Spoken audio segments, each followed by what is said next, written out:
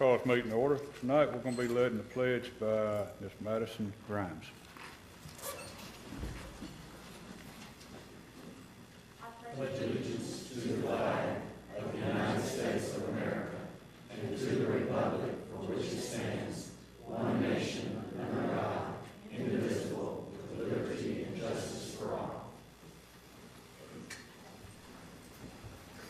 Thank you, Madison. Before we do our moment of silence,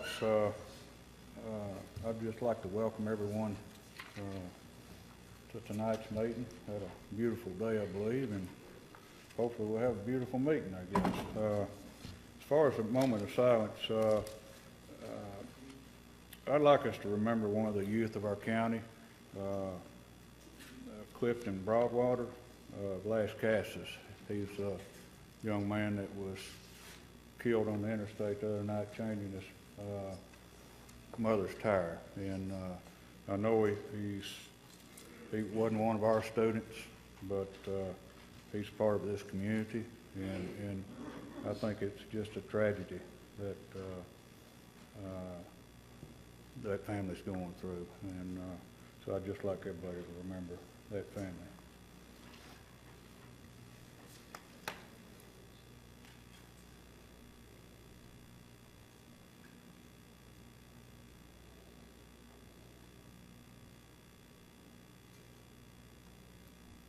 Thank you.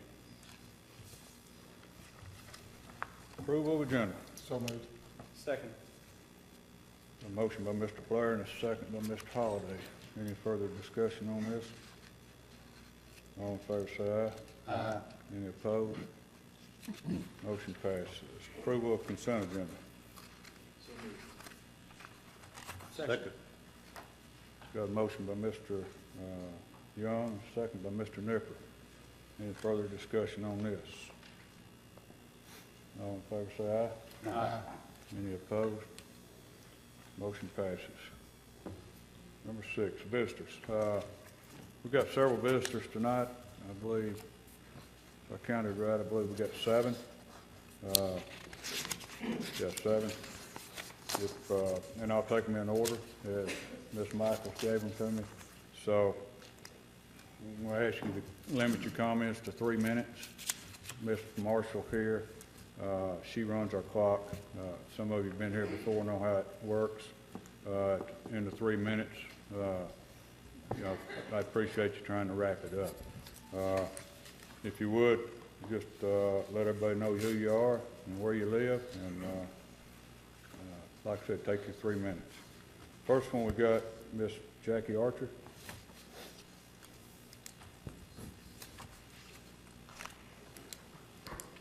Good evening, gentlemen.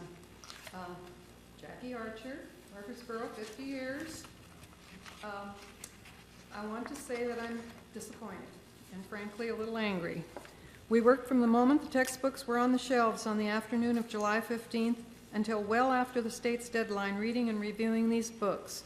We came out with our summary of findings, made sure that the teachers had easy access to the findings and all of the reviews themselves, and still 13 out of the 16 books chosen were from our list of unacceptable books.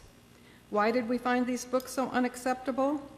All of the factual errors aside, some of which my colleagues may point out later, I can tell you as the person who reviewed most of the civics, politics, and government books, and the person who reviewed all of the reviews, that it was what was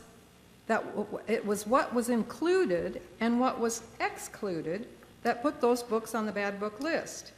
In every incident throughout history, there are some facts that make one side look good and some facts that make that side look bad. In every administration, there are some statistics that make that administration look good and some that make them look bad. When these facts and statistics are cherry-picked to make central planners or liberals look good and free market capitalists, conservatives, look bad, that is not just dishonest, it is destructive to our republic. What is the result of this cherry picking? Belief systems are developed that support the agenda of the ruling class to ensure its power and dominance into perpetuity. Already those that go to Washington enrich themselves beyond belief as more and more is squeezed from our taxpayers. The emphasis and omissions in these textbooks create a collective mindset that goes along for the sake of diversity, social justice, fairness, racial equality, gender equality, and financial equality. All of the buzzwords that are designed to emote and are bogus, because every one of those things are very well addressed by our founders when they wrote the Declaration of Independence, the Constitution, and the Bill of Rights. If our elected officials would just honor it, if we would just hold them accountable to it. With the Common Core storm brewing, you can be assured that parents will be scrutinizing all of the material that their children bring home, and they will be able to bring it home because a bill was passed in our legislature this session that ensures that. And when the parents see what is in these textbooks and how it is designed to steal the hearts and minds of their children, the school board will be the first body to be held responsible, as you would have been the last body to approve this shameful material. I appeal to you to reject these books so contrary to our founding documents. Thank you.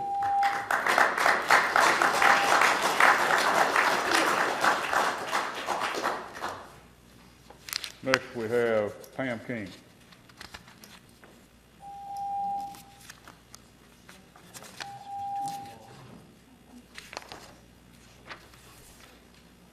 Hello. My name is Pam King, and I live in Murfreesboro, and I have grandchildren and great-grandchildren in school. Okay. The first thing I want to do is read an email that I sent today because I didn't get any responses, and I sent it out. You may not have gotten it in time because I just did it today. Dear Rutherford County School Board members, last August, scores of volunteers across Tennessee reviewed 72 books on the state list. 39% were declared unacceptable for Tennessee classrooms. 12% need major revisions to meet acceptable standards. Many more need minor fixes.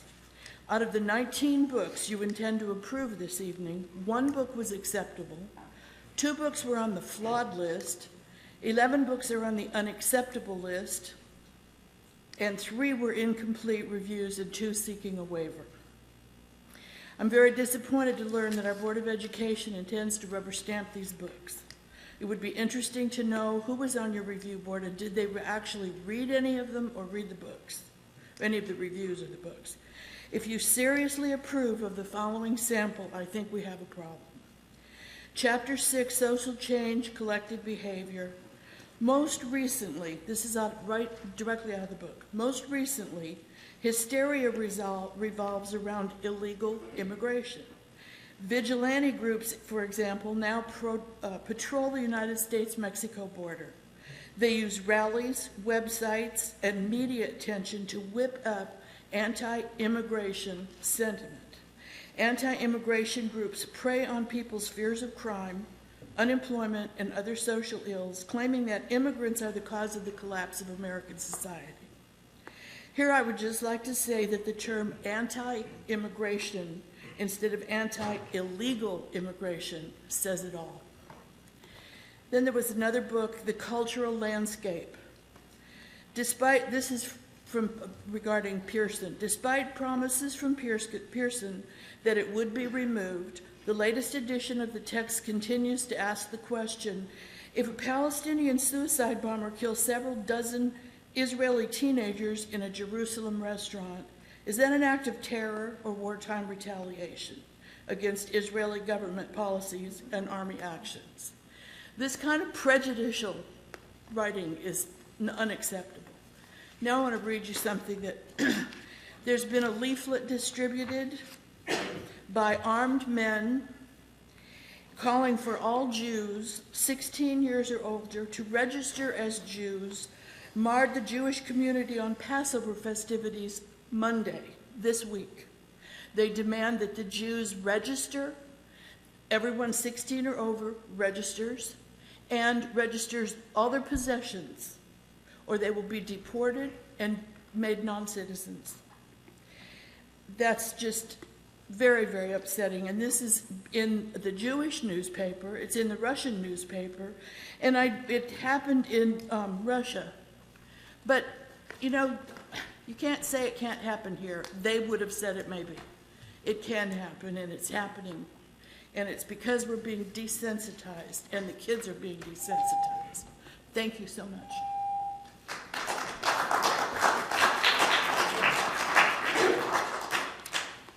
Next, we have Ms. Lisa Moore.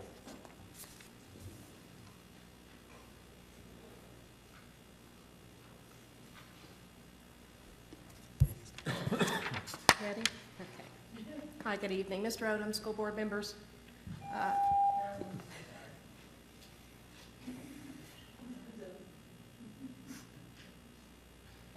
Thank you. You are getting ready to take a vote tonight on one of the most, if not the most, or excuse me, vote tonight on one of the most, if not the most important issue that you will this school year. That of the decision of what social studies textbooks will be going into our children's classrooms here in Rutherford County for the next 6 years. I know you're tired of hearing from me. I would be remiss, however, if I did not stand to my commitment that I have made to the children of this community as well as their parents, if I did not make one last plea to you to please do the right thing tonight. Out of 19 grades 6 through 12 books that your teacher review panel has come back recommending, 13 of them were books that our review team of hundreds of very capable reviewers across the state have deemed completely unacceptable to be used in our children's classrooms. There's a couple of things that I'd like to remind everyone here tonight, board as well as audience, that our review team was not just made up of a bunch of parents that had nothing better to do with their time this summer. Trust me, I did, and so did Ms. Archer and many others. It was made up of individuals with backgrounds such as a constitutional attorney and a history scholar, 2 other attorneys. We had one with a PhD in history. We had a Tennessee retired teacher of the year, a PhD professor and author, another with a BA in communications, a bachelor's in political science, and one with a master's in public policy and also a law degree. Another one of our reviewers has a BA in economics and another associates and a BBA in management, and those are just a sampling of the reviewers that we had going over these books. I'd also like to point out that the State Textbook Commission barely passed approving these books. They did so with half of their membership missing and under very, very questionable procedure. And during a State Senate Education Committee hearing this summer, those senators were shocked and dismayed about the testimony presented on these books.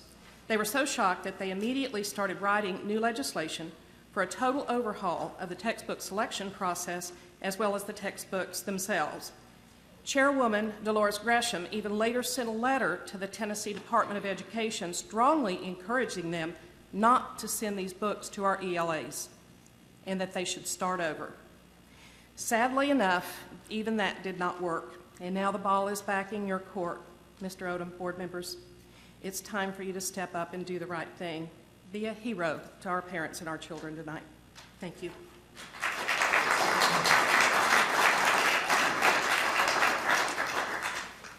Next, we have Ms. Vicki Twitty.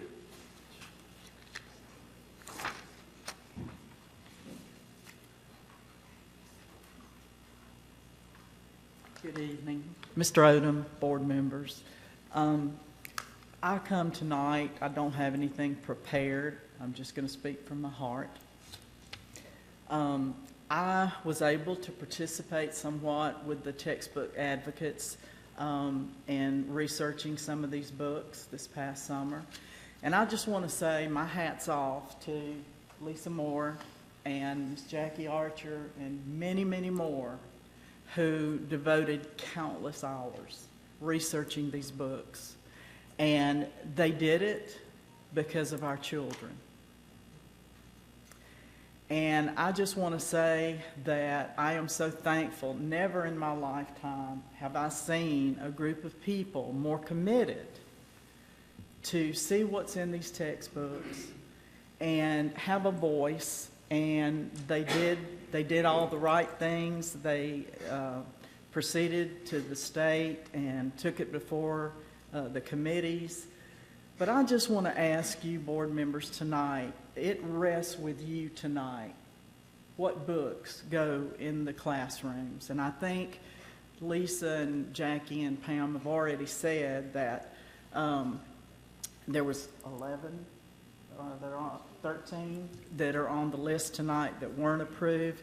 And honestly, I can't recall a specific quote, but as a grandmother of 2 in the Rutherford County school system today, I would not want my grandsons reading those books.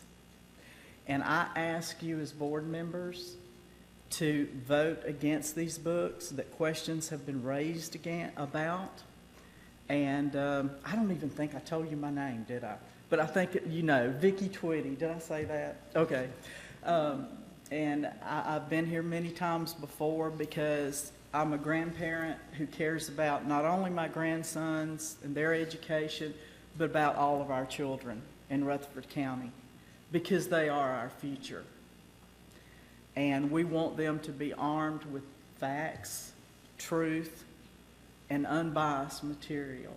So I just ask you guys, there's no ladies here tonight, I ask you to think seriously and realize the weight of the responsibility that you hold in your hands tonight. Thank you. Thank you.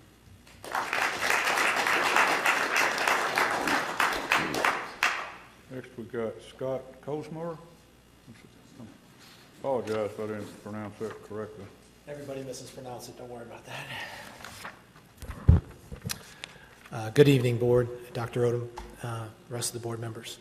Some of you know me. I've had some conversations with a few of y'all. Where do I start? I'm Scott Cosmore, 12741 Manchester Pike. I've got 5 children, 3 of them currently in Rutherford County schools.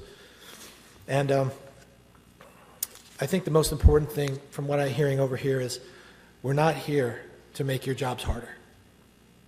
We're here to help you. And as you can see by the amount of effort that people have put in, we know that you can't look over every word in every book that goes in front of our kids. Okay? We know that you're not sitting at the table doing homework with your children every night like we are. And we get to read these books and read these articles that our children literally have to know and then do homework on. And I'll give you a specific example, Dr. Odom, you may know about this. But I hold in my hand 13 pages from a literature book of indoctrination of my children on the fact of global warming. I'm like, and everything is about us being the perpetrators of this wicked and dastardly deed. You know, we elected you all for a reason. My children need a safe, healthy, and factual place to learn school. Now, I've homeschooled some kids, but right now 3 of my children are in Rutherford County schools. And like I said in my last time I was up here, I'm very happy with the teachers. The teachers are awesome. And I believe that it comes from the leadership of our county. There's no doubt in my mind. But there are so many errors in these textbooks that are just blatant. And you know what? I'm not a conspiracy theorist, but they all seem to line up in a certain way. And I'm like, what's going on here? And so I just ask you, I ask you to help us. Our job is hard enough as it is. As parents, we have jobs, we have responsibilities just like you all do. And our children are the vanguard of our future, right? And if you would just please listen to what all this work was done and just understand that it's the little things that are going to make all the difference in 10, 20, 30 years. And by changing the hearts and the minds of our kids, I mean, it's hard enough as parents telling them not to watch TV or get on this iPad. We need our schools to be bastions of truth, not whatever else is going on. So, you know, it's almost embarrassing that there's very few men or dads here. All right? We all have things we got to do. And I can make up 100 excuses for not to be here today. But there are no excuses. It's we have to do a better job as parents and you guys need to help us. Thank you very much. Thank you.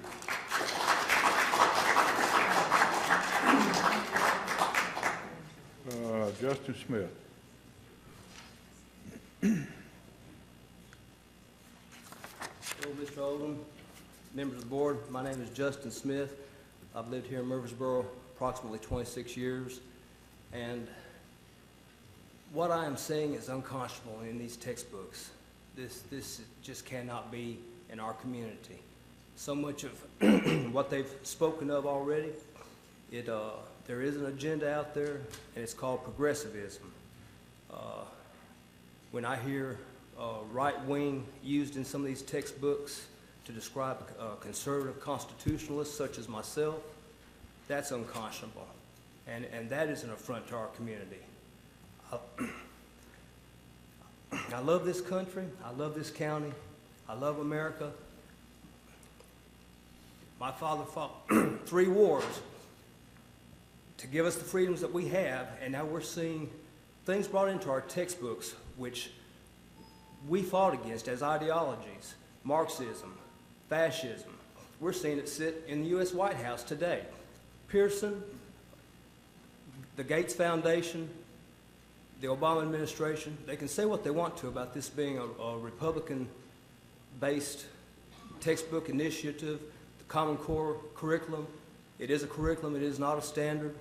These textbooks, when they compare our founding fathers, George Washington, to Osama bin Laden as a freedom fighter, making him sound to be a freedom fighter. Our founders were fighting for freedom. They were fighting for liberty. Islamofascism fights to impose tyranny. So I want my children to grow up understanding that we are a nation founded on God, Judeo-Christian principles. I want a better future for my children. This idea of separation of church and state in these textbooks, when we are a branch of 3 separate but equal branches of government, and they want to put separation of church and state when there is no basis in the Constitution. It's an assault on our First Amendment rights. We're seeing an assault on our very way of life. Adam Smithian capitalist principles, free market principles, the U.S. Constitution. We're seeing an assault on everything our American heritage was built on, and I myself, I won't stand for it. I'll ask my grandkids to pull their children out of school. I don't really have any leeway in that, but my kids did not grow up. If there was something in the school system that was unfounded, I corrected it. And as leaders of this community, I would ask that you correct it. You have it within your power. Nothing's locked in concrete right now. You have the key, you have the power to remove these textbooks.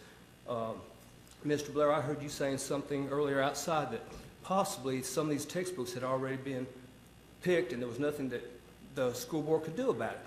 I say that's not right. No, sir, I didn't say that. Well, I mean, I gleaned that from the conversation, but it's not right. You have the power. Please do not let these textbooks be approved. Thank you so much.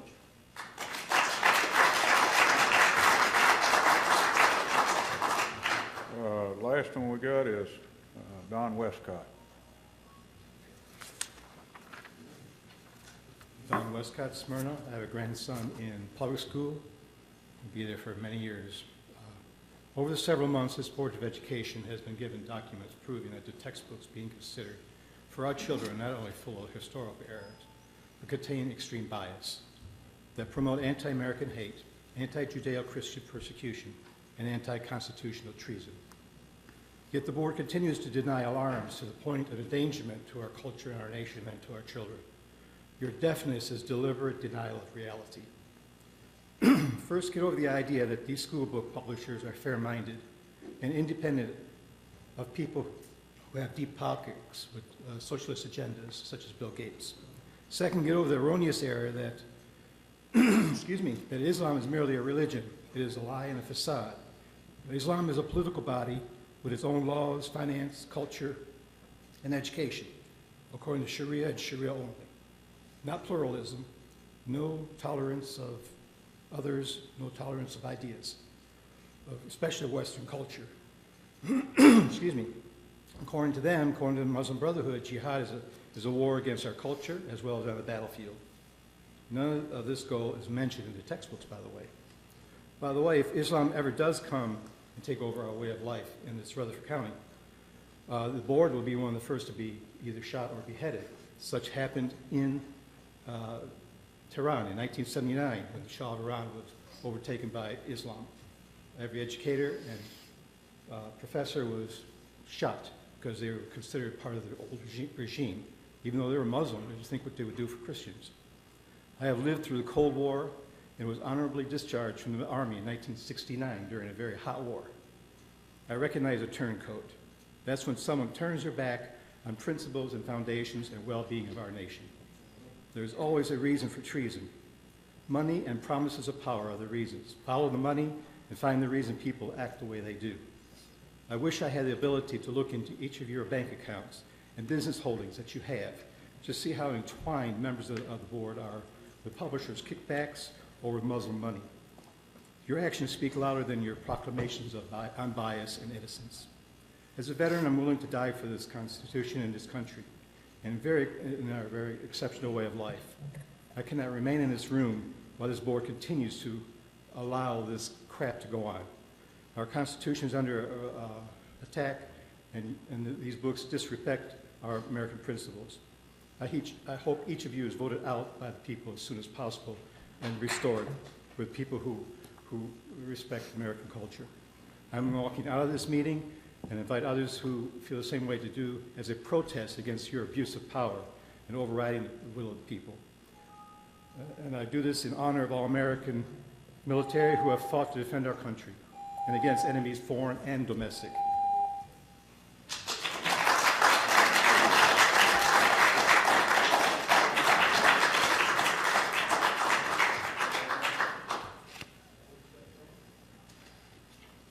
What we'll do, we're not going to comment at this time.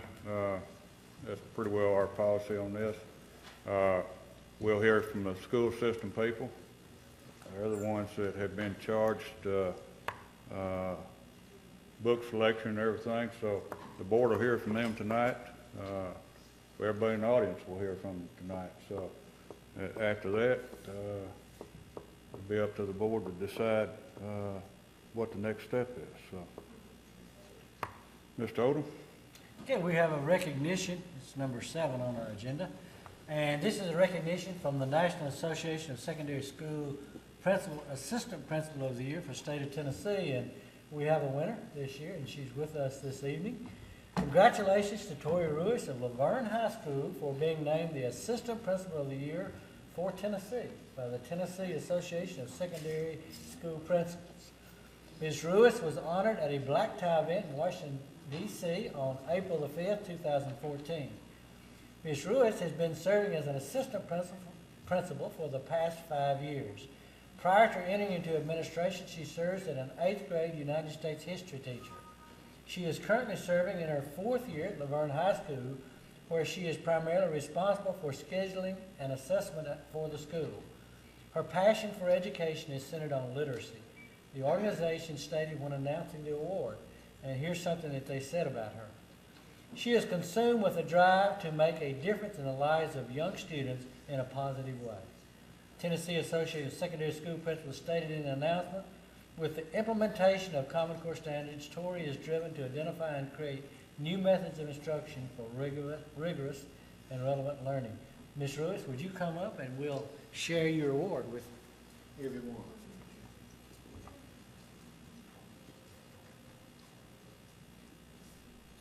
And this is the award that you actually received in Washington, am I correct? On this? Congratulations to you.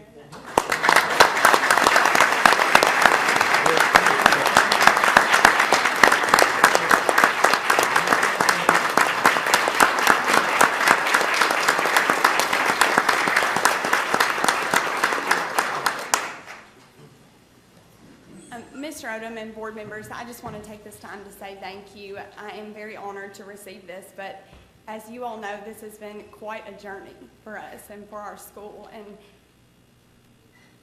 I don't accept this on behalf of me. Our teachers and our staff, we've worked really hard for 4 years, and constantly I hear Mr. Ash say that he doesn't take credit for anything, that it's the work of his APs and his teachers and his faculty that does it for the school and for the system, and I feel exactly the same way.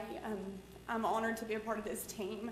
I'm honored to have the opportunity to work under Mr. Ash. He's taught me so much. He's the only principal I've ever had, and I wouldn't have it any other way. And I'm very thankful for this chance. And over again in DC, I had the opportunity to interact with some of the most excellent people in education. And it was surreal for me to be in that environment, but I just kept telling them, we're doing that. You've got to come see us. We're doing that. And I can come back and honestly tell you that in comparison to other schools in other states across the country, we really are doing those things. And when we talk about literacy, or we talk about dual enrollment, which has been a huge thing that you guys have been so supportive of, we are on the forefront of those things, and we are making huge progress in regards to just providing opportunities for our students. And that's why we do this every day. That's why we're here. That's why we work so hard every day, is for our kids. And they don't know the difference that they make in us, but they truly do. And I'm honored to be in representation of them and our teachers and our administrative team. It's not me, it's all them. So thank you. Thank you.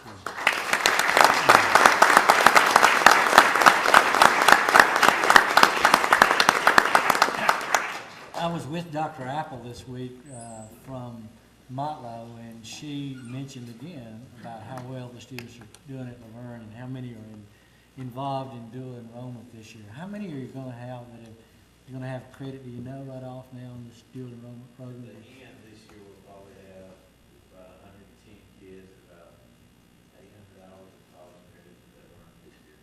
And that's so good. 800 hours of college credit. You know, as Ms. Ruiz received this award, one of the students that has been with her asked to speak, and so I'm going to ask Madison Crimes if you would come up and speak and go to the microphone tonight. And don't know what you want to say, but we'd like to give you the opportunity. Good evening, board members, Dr. Odom. I just want to thank Mr. Ruiz not only for the academics over the years, but also being the person that anybody can go to outside of school. And over the years, I've realized that many people helped me out to get to where I am now, but Ms. Ruiz is one who has impacted my life the most. And on behalf of the senior class, I want to say congratulations to Ms. Ruiz for receiving this award. She's totally earned it, and she's deserved it, and she worked so hard for it. And it impacts us, whether she realizes it or not. She's so wonderful, and we appreciate everything she's done for us, because without her and Mr. Ash being there since 6th grade, my senior class, my graduating class, rather, I would have no idea where we would be. And it's just great to have come so far with them and to be able to shake Mr. Ash's hand at graduation and to say thank you to Ms. Ruiz for always being there every step of the way behind us, to encourage us to keep pushing and to encourage us to do better every year, every day. And it's just great to graduate from Laverne High School with Mr. Ash and Ms. Ruiz. Thank you. Would you want to share with us what your plans are after high school? After high school, I will attend the University of Knoxville, the University of Tennessee at Knoxville, and I'll be studying kinesiology, and I will be hopefully become a personal trainer. Congratulations. Thank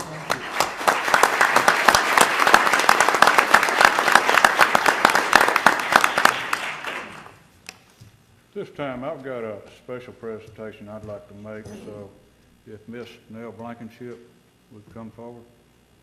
I'll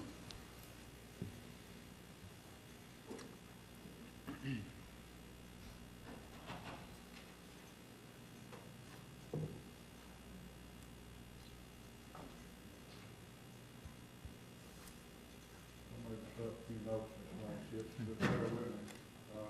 The school board chairman over the last couple of years, I've never imagined I'd have to make a presentation like this. But, as many of you are aware, one of our board members, Ms. Blankenship's daughter, Ms. Helen Blankenship, passed away over the last month. And it's been tough on all of us. And she was, I'll tell you, she was a first class.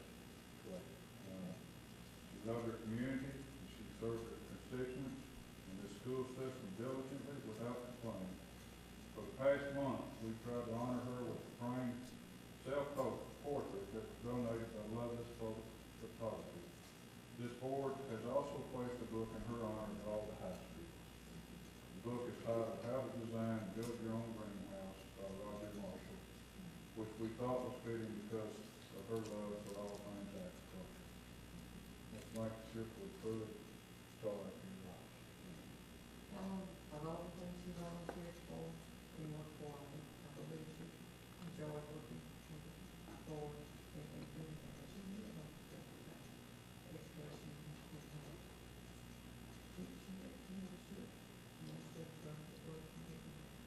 We thoroughly appreciate those things.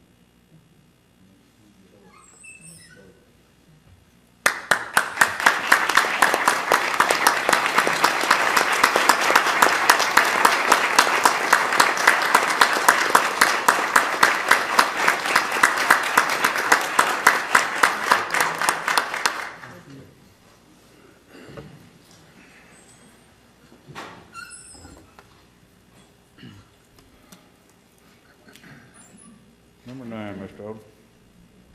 Number 9, our spotlight on education. I believe Ms. Carol McCauley is going to be here this evening, and Mr. Trey Duke. Kind of give you an update on where we are on online courses now. It's becoming more popular, so Mr. Duke. Thank you. Good evening, Board. We do want to take some time tonight in the Instructional Technology Department to highlight we're coming on the end of our first year of RCS Online, the first year of completion, which we started last June with our online schooling. So really quickly, wanted to give you an overview of what we've done in the last year. Specifically, Carol McCauley, who leads it for our department, will share with you some statistics. And then 2 of our online teachers. All of our online teachers are Rutherford County teachers, and they're going to very, very quickly take you through a couple things that are what our students are seeing in the online classes. So with that, I'm going to turn it over to Ms. McCauley. Thank you very much for letting us talk about our online program tonight. It's been very exciting to be involved in this program, and we have had excellent response from students and teachers and parents alike. We started out last summer with 11 courses. 9 of those were full credit courses, and 2 of those were half credit courses. During this school year, we added Spanish 1 and Spanish 2, and this summer, we will add an additional 11 courses. That will bring our total to 25 courses. 5 of those are half-credit social studies, and the rest of those courses are full-credit courses which students can take 1 or both semesters of. I think we have a very good offering. You'll see that it's the list of courses that we will have starting this summer. Will include that list includes all of the courses we'll have by this summer. So I think we have covered a lot of bases there. On the next slide, I have given you some numbers about our enrollment. We started right out of the gate this summer with 80 students who were taking a total of 152 half credits. So that means that we had some students who took more than 1. We had students who took 4. We had a student who took 7 successfully. So I think that shows a lot of credit to the student and hopefully to our program also. First quarter was a little bit small. We had 9 students. Next quarter we went up to 25 students. Third quarter we went up to 33 students, and this quarter we have 39 students who are taking a total of 48 half credits. We offer a semester of credit in a 9-week term, and these dates go right along with the terms of the 9-week grading periods in our school, so students should know when those stop and start. So altogether, we've had 190 different students who have taken a total of 290 half-credit courses since last June. It's been an exciting journey. It's been very busy. We'll also mention that we have been able, through this program, to offer Spanish 1 and Spanish 2, not only to the general population of students, but also to our students at the alternative schools, and also art history. That's a huge gap that we've had at the alternative schools. They have not had any foreign language there. The majority of students do take Spanish, and so this is filling that gap. So what happens there is if a student goes to Daniel McKee or Smyrna West, They are enrolled in the online course, which is taught by, those are taught by a couple of teachers. The Spanish one is taught by some teachers from Central. A couple of Riverdale's teachers are teaching the Spanish too. So they continue right along, same textbook and everything, just as they would if they were sitting in a Spanish class at one of those schools. And then when they go back to their home school, that grade is just sent back like all their other courses are. So that's been remarkable, and you can see that we have had, looks like 74 students who have been affected by that this year. So helping to keep those students on track so that they don't lose anything. 83% of our students, I asked the students on the registration form to tell me why they are taking an online class. Not all of them answer that question, but of those who did answer that question, 83% of those students are taking it for what I would call a positive reason. They want to graduate early, or they want to take some of the required courses to free up their schedule for more advanced courses, or to be able to take more courses of special interest like music or art, several other topics. Some of our students want to be able to do a work co-op in the afternoons. So by taking some online classes, they can leave the school and go to the co-op. And I've even had some who said they were taking the classes just because they liked a new adventure. So that's good too. Some of our students have medical issues or family issues that are blocking their success in high school, and by taking some online courses, we've just been able to remove some of those obstacles. We're going to show you a quick demo of some of the things that you might see in an online class from the student view, and to help us do that, Ms. Hunter and Mr. Sloan, who teach in this and have also been right beside me in training the online teachers to develop these courses. And all of these courses have been developed and are taught, as Mr. Duke said, by Rutherford County teachers. Good evening. My name is Holly Hunter. I am a tech coach at Blackman High School, and I am an English teacher in the RCS Online Academy. Let me pull up.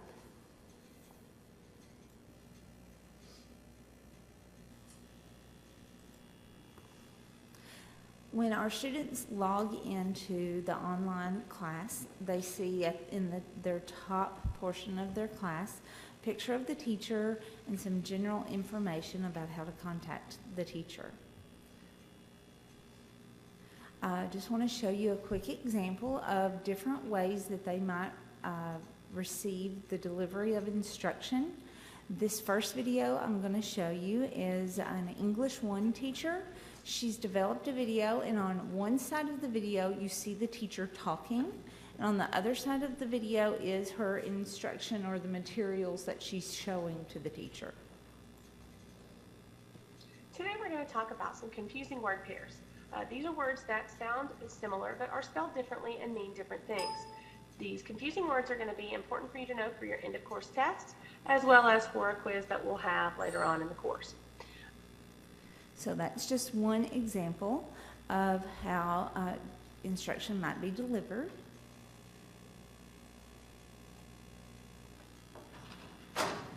Another example is in Mr. Sloan's economics course. Okay, this lesson is about production and time. Production and time are related in the business world, but it's an inverse relationship from the sense that if we want... You can see that he just speaks, but you don't see the teacher, you just see the instruction. There are other examples here. There are interactive tutorials that the students can go in and actually interact with the instruction, so they don't just see it, they interact with it. We've developed this course for you, and Mr. Duke will give you a login where you can log in as a guest, and at a later time if you'd like to view those examples. The next section I wanted to briefly touch on some checks for understanding. Ways that teachers check for understanding in the course. They can have assignments, such as in my course, one thing that I have them do is they might go to a website called Quizlet.com. This video explains how they will create a study stack on poetry literary terms. They create a study stack that helps them to study. They play games with those. They develop flashcards. Then they upload a PDF to turn that in. After they've completed that assignment, they complete a quiz.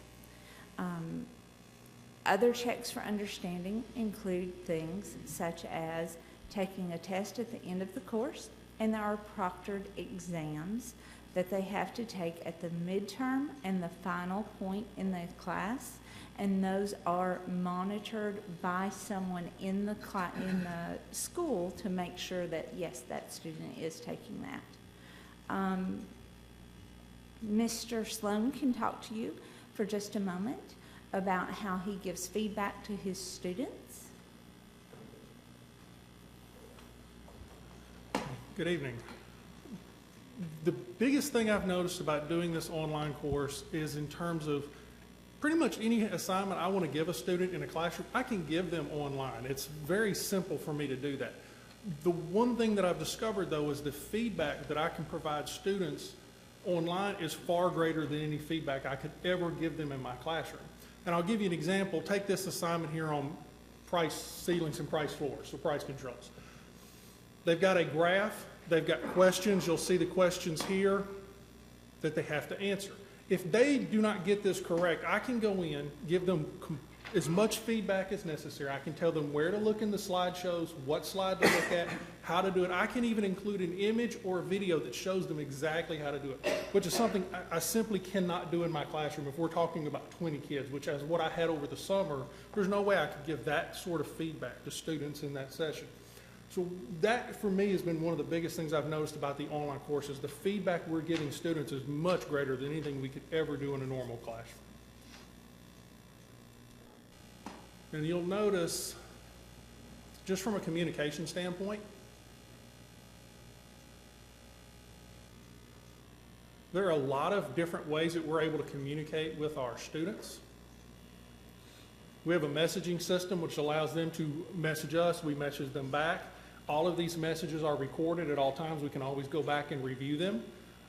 If necessary, we can use a phone. One of the things we've done in the past is be able to get on the phone and get on the computer at the same time and walk them through something. Email.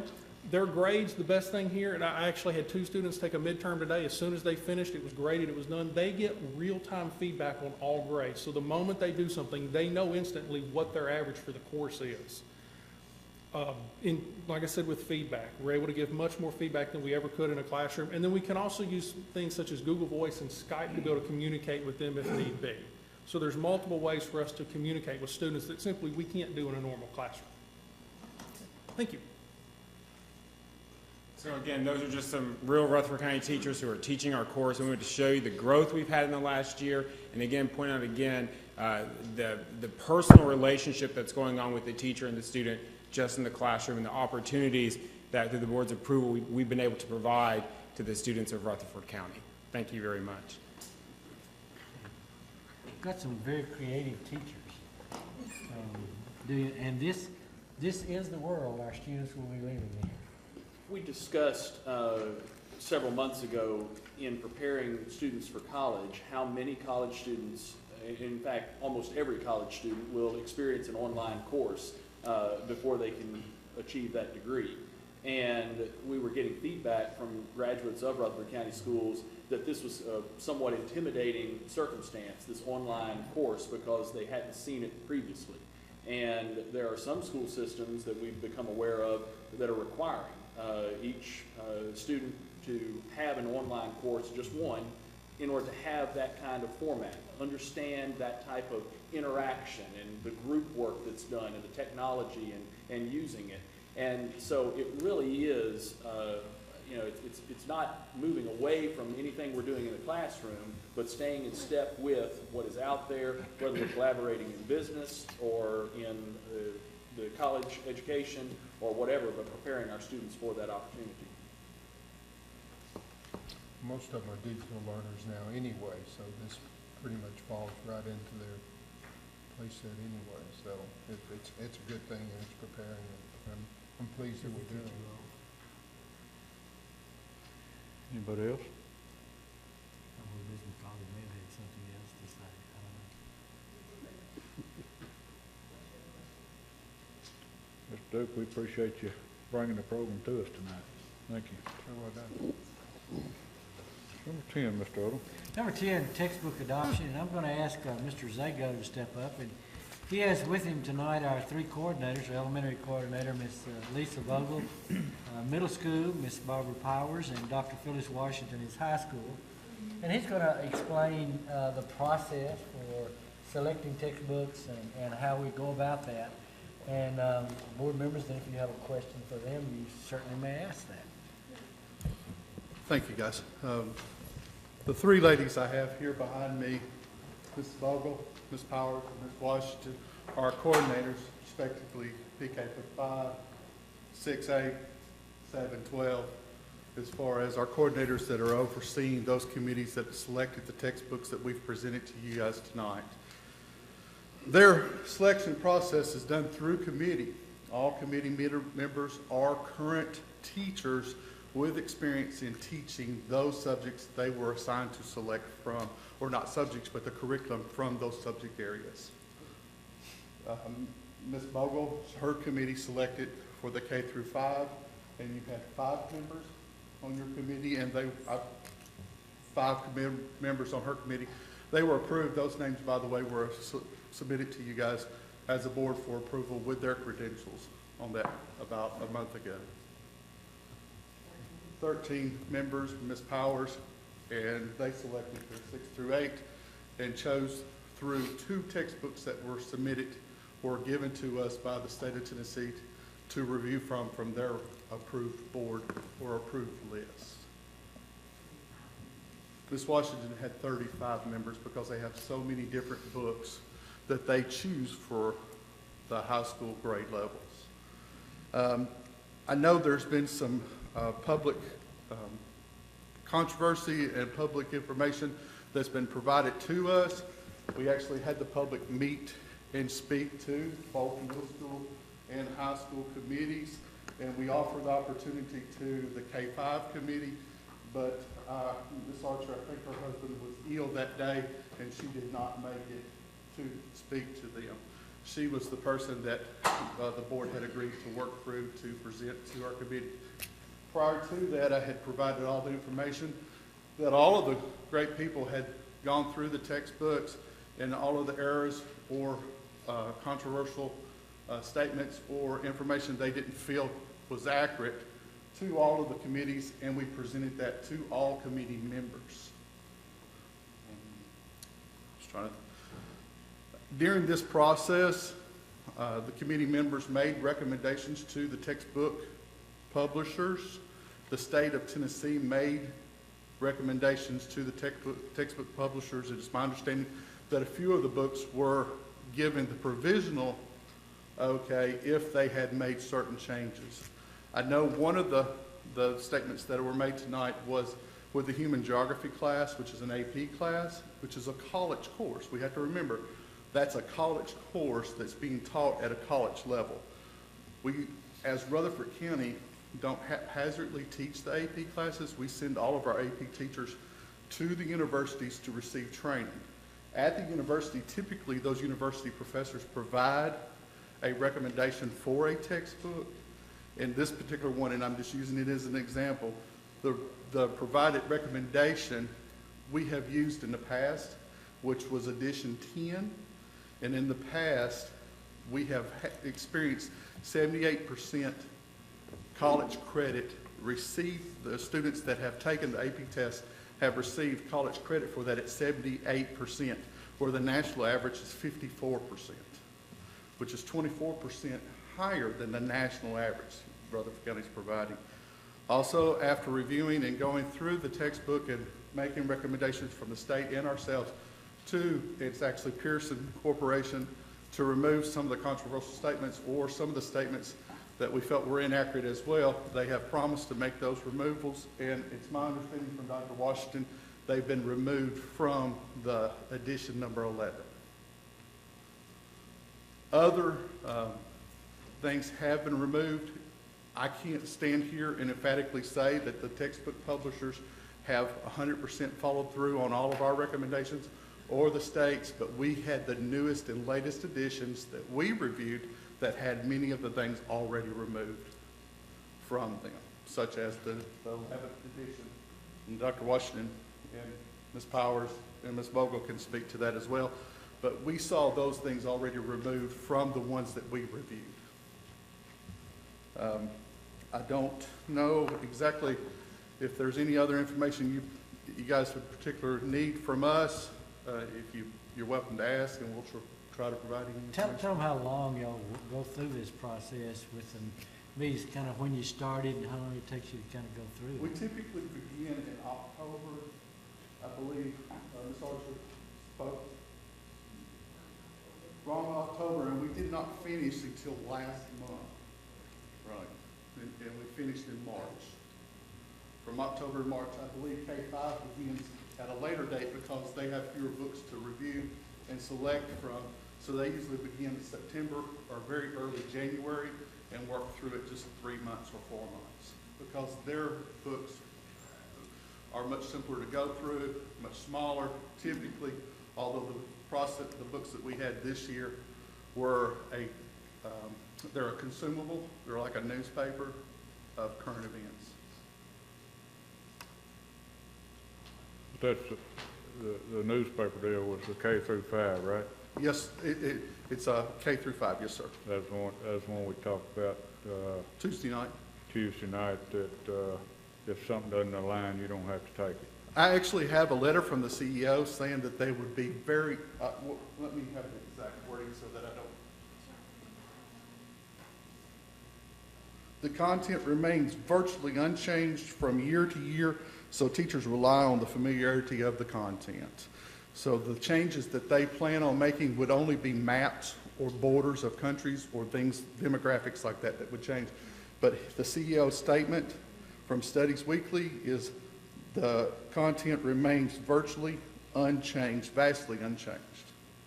You know, I looked on Ms. Archer, the textbook advocates list, and no one mentioned it tonight, but all 6 of those books, I believe, were on. I believe after speaking with Ms. Archer one afternoon, and we were talking about some of the textbooks together in my office, and that was one that we were not really looking that hard at because we were concerned about them being able to provide the books for us for 6 consecutive years, or the company being able to provide that with their size of their company.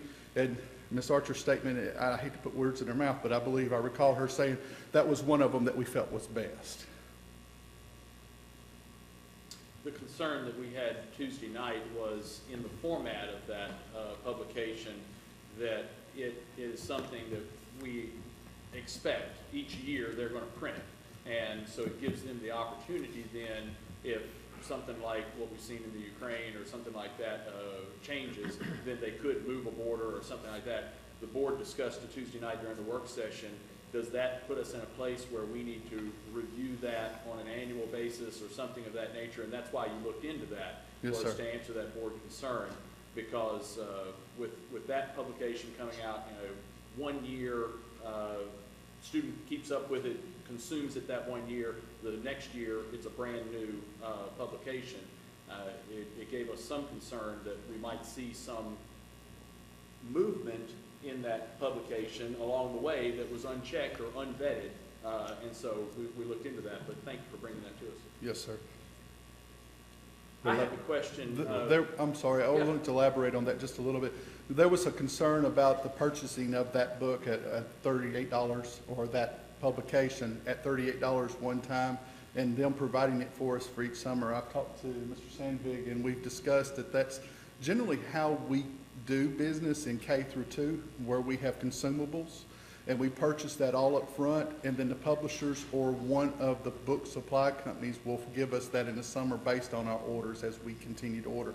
But that has been the way of business, especially for K through 2, for the consumables. It's currently how we do our math adoption now.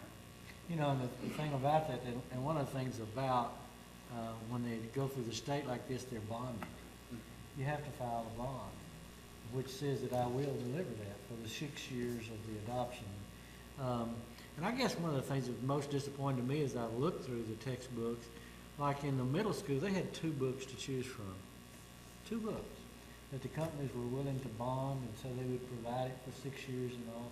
But I just really wish, of course, in the textbook world, they've kind of gobbled each other up, as they have in much of America, and a lot of consolidation and things like that. But I just really wish more textbook people would step up, produce their books, do the bond, so that we have some assurances that, you know, we have 3,000 students per grade, and you want to try to provide that over that period of time. But one of the things that's missing very often is just not enough textbook companies are writing the books and then bonding out that they will provide it. So that's an issue for us, and hopefully we'll get better. I don't know. As Mr. Holliday has said in the past, we're good stewards of our monies. Mr. Sandvik can tell me if I'm mistaken, but I think our textbook budget line for math is $6 million. Is this 6.1? I'm sorry, I left the .1 off of it. When I got to $6 million, being a farm boy I am, that was about all I could stand. But $6.1 million for our math textbook adoption next year. Without those guarantees and those bonds to provide that adoption when we do pay $38 per student or $100 a student for our high schools, we would not be good stewards of our money if we would adopt a book where we didn't have those guarantees. Now, ultimately, we have to teach our children. We have to adopt a book that teaches the standards that the state of Tennessee sets for us to teach. Mr. Odom, another issue is that it's been suggested that we just stay with the current textbook, but those books are not being published anymore, and so they would not be available as our system grows. Am I not correct on that? Yeah, sometimes we even run into trouble. You know, every state in the nation does not adopt on the same cycle. In other words, you don't have 50 states doing math and then 50 states doing the next one. So sometimes if you adopt a book this 2014, the last edition might be a 2012 or 13. And so what happens in those cycles, we very often find ourselves sometime at the end of that cycle, and our textbook people are really good. They'll go to the used textbook market. So, and the thing about Rutherford County, which is so tough on our budget, when we had those 1,040 students come in for this year, and you know, we had one book adopted, we had to go back and buy all of the other books for that kid too. You know, it's not just the one you got adopted, because you got to fill them in with their full slate of books. So we do go sometimes to the used textbook market to try to find that. You know, we'll try, typically the new part will be there for 2 to 3 years or 6. The company will do it in some way, but sometimes after 3 or 4, we can find it on the used market, very similar to what you find in college or something like that that's approved. But you're right, once they go out of print, you have an issue of getting them. You're not guaranteed that you can. That's not an option for our 6 through 8 because the whole corporation has pulled their books from the state of Tennessee. They did that during this adoption process. Yeah, that's true. We had the hold, and this fall I know that several of you complained about the hold, and Holt is out, and Pearson did not. That was another you were concerned about, and Pearson did not submit a book for the middle grades either.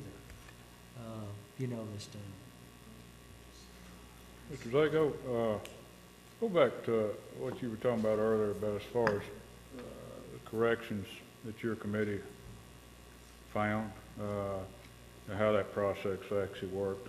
That process actually takes place when we get books, and during the course of instruction over those 6 years, we'll find errors, and I'll be the first one to stand here. There's no book that's perfect, but we have to have a resource for our teachers and our students. And as was said tonight, state law now will be the provision of a book to go home with children. That's being passed as we speak.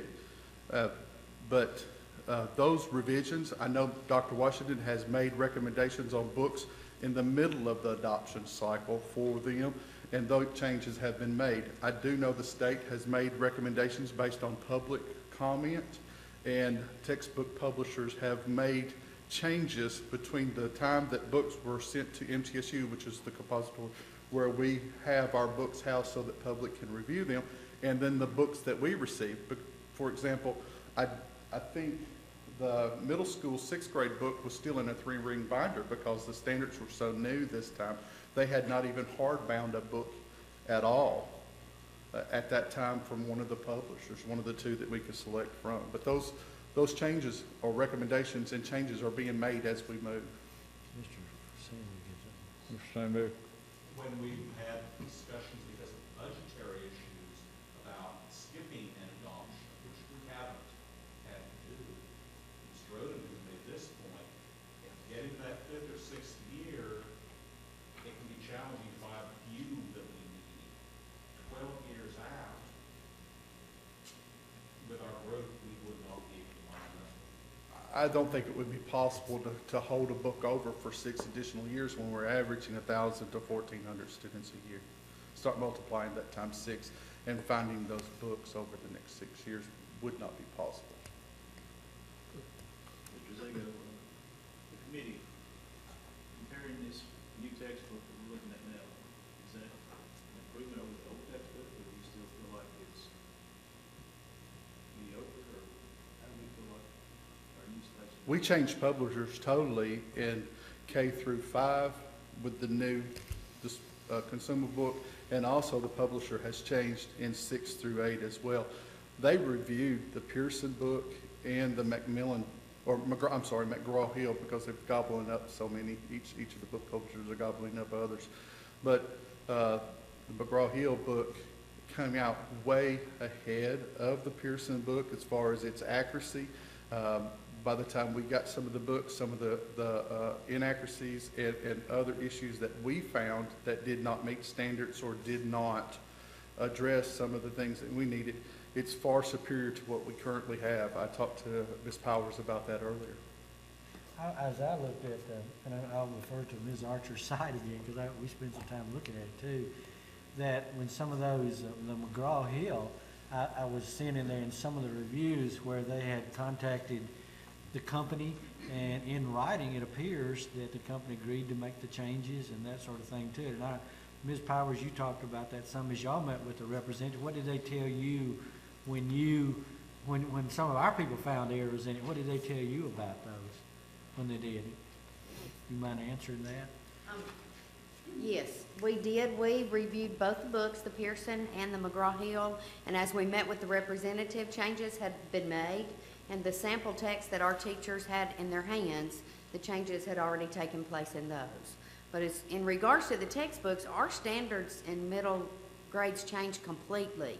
We used to have we currently have 3 separate subjects.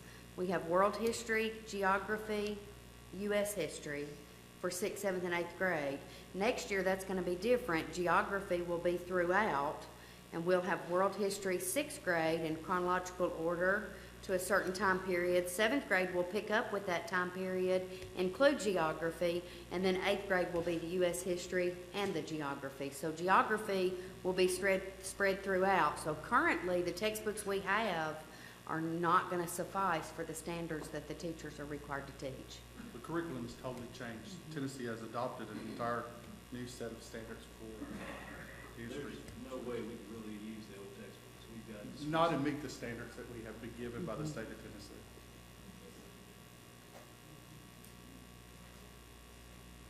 If we could, the 3 ladies that are here tonight, how many times have you been through textbook adoption and been on these type committees? Because I imagine you've done it more than a couple of times. Ms. Powers is the newest. I guess I'm the baby of the group. This is my 3rd year in the current position that I'm in. As a teacher, I was a reading language arts teacher, and I served as a committee teacher member twice during my 18 years as a classroom teacher. And in this current position, my 1st year we adopted the literature book, and that was definitely a learning process. And then this year we adopted the social studies textbook. And I would challenge her not to say this is a learning process as well. Since you're at the microphone, have you ever, this is my question and I'm going to ask it, have you ever seen this type of community input into a textbook selection process? No, sir. Okay, thank you.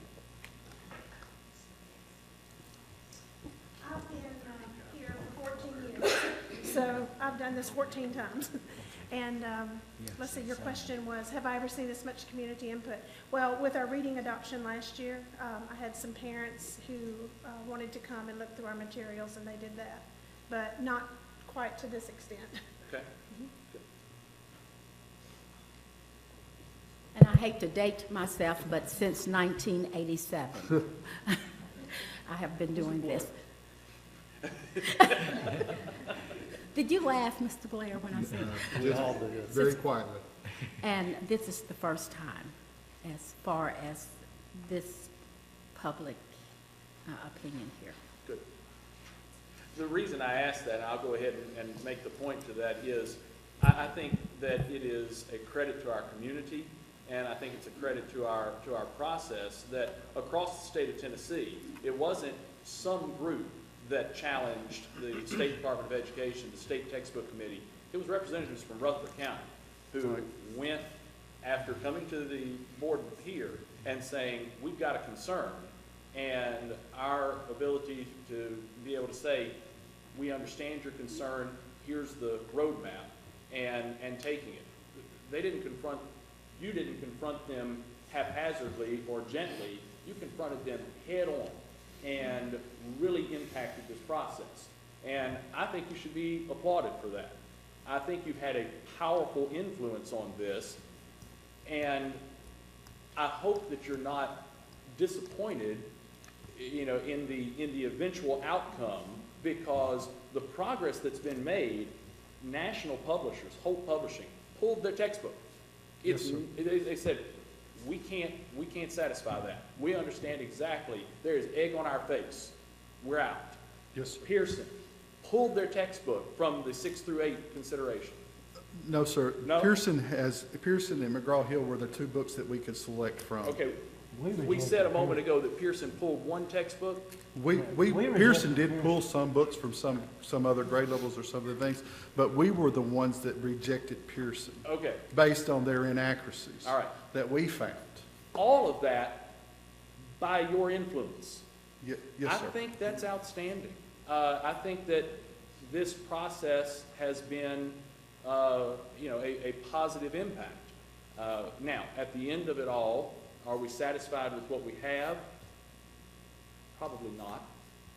But there is a decision that has to be made to continue to move us forward. Are we satisfied with what we see in our colleges and universities?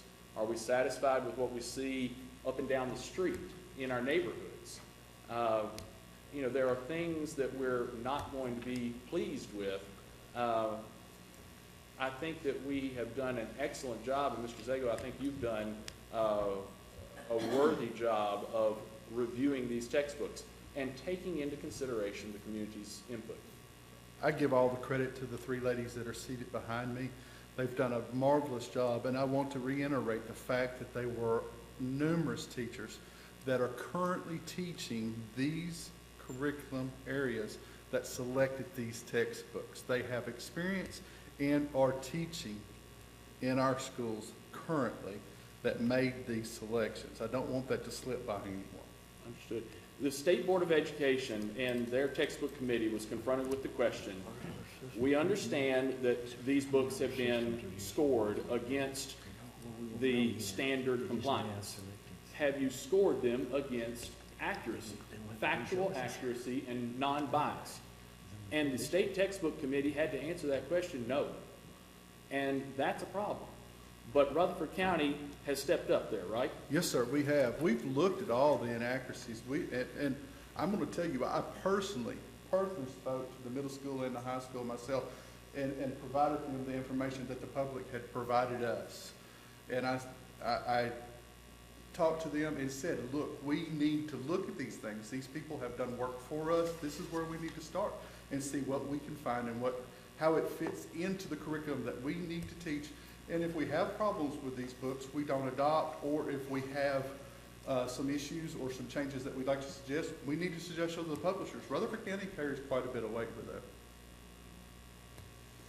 Mr. Zago, if we do find some more inaccuracies, what would be the latest drop dead date we could change? As far as adopting the books, we need to make a decision on that tonight, sir. as far as adopting books. Now, as far as not using the book, that's a matter of money. We could stop using the book, but we'd have to adopt a different resource. Our teachers have to have a resource to help them teach these things. Your teachers from middle grades up are specialty people. In other words, somebody, I mean, your certification, your degree, your social studies, your math, your science, or whatever, and almost all of them will tell you the textbook is one more tool. And they've had so much time doing it, whereas in your elementary, that poor elementary teacher's teaching English language arts, reading, math, social studies, science. I mean, they're having to do it all because it's a self-contained classroom. But especially when you get to the middle grades through high school, you have the people that are specialists. And some of them, I mean, as we talked to some people said, how much do you use the textbook? Some said, well, not a whole lot. We use it sometimes for reference or something like that. Or typically, if they find something not right about it, they're going to tell the kids. Or let's question this. And I think that's really healthy. You know, for myself, other than the Bible, when I read a book, just because it's in print, I don't say that's what it is.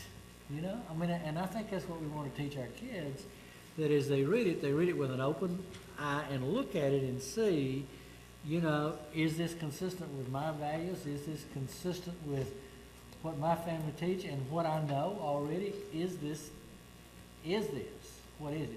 And it's very difficult to read something without no bias at all, simply because of their upbringing. But I think our kids doing a better job of that than I ever thought they would do. Also, want to do a much better job of that now than they're more skeptical than we used to They be. don't mind saying, wait a minute, let's think about this. Yes, sir. I do want to let you know that the three ladies that did this, ran these committees, have children in our classrooms, in our schools today. As do many of our teachers, our grandchildren as well. So And we definitely want the best for our own families. I cannot question their value, their family values, and what they want for their own children. Every time I write down a question, Mr. Zagel answers it before I get a chance. Mr. Blair, I appreciate that. I'll give you more softball questions later. Well, you know, I just want to say that we carry a lot of weight in the textbooks we choose. But it doesn't stop here. It goes to the parents who need to work with the children at home, who need to look at the textbooks and say, well, that is not 100% right according to what my beliefs are. Now, I mean, a lot of different people have different beliefs on what the Constitution says and all this other. So I believe, you know, if we adopt these books, that, you know, it doesn't fall just on our shoulders alone. It goes back to the parents as well. The only thing I heard tonight, provisional, you know, what does that really mean for us if the state adopts them provisionally? They've already made those changes, or they would not have been approved to be sent to us. So they made that provisional with them making the guarantees to make the changes during that committee process. Okay. And we're not the only state does that. Florida, Virginia, others, different ones will tell the textbook publishers, hey, we want you to look at this piece or that sort of thing. So it goes a number of steps. In the big publishing houses, they really cater to the big three, Florida, Texas, and California. And to get these changes are pretty remarkable. Yes, sir. The process this year was really hampered by the state of Tennessee adopting social studies standards so late in the game. Many textbook publishers did not offer books that have offered books in the past just based on the fact they could not put things together quickly enough for that. Right. That's why we ended up with only one book in our K through 5, or one text, which is that consumable text that we have. But I'm going to speak on behalf of the public that was trying to review books that were placed at MTSU. Many times those books were old editions because those publishers had not put that forth. So when they did find things and they had very valid points, those things may not exist in the current editions.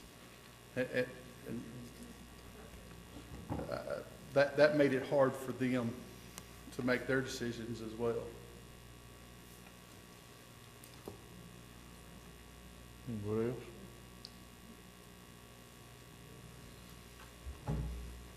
All right, thank you, Mr. Zago. Yes, sir. Mr. Odom? Okay, textbook adoption, number 10A, textbook adoption report. This is the state report we have to do, is ED 5099, and textbook certificate of adoption report, ED 2153. School systems are required to submit textbook adoptions annually on forms provided by the Tennessee Department of Education. All textbooks are adopted on a 6-year cycle. The local textbook adoption report shows newly adopted textbooks for 2014. And textbook adoption includes K-12 social studies.